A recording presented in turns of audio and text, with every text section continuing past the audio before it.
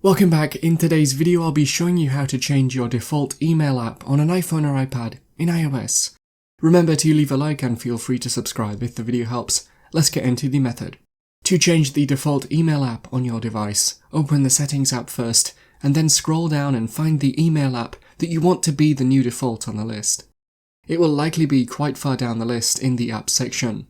Once you've found it, tap on it and then choose the option called Default Mail App. You should now be able to choose your new default app that you want from the list by tapping on it.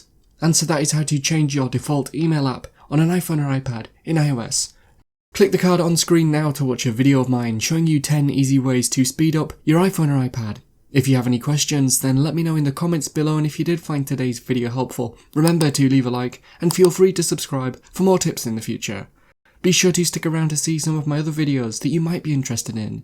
Thanks so much for watching, and I will see you in another video.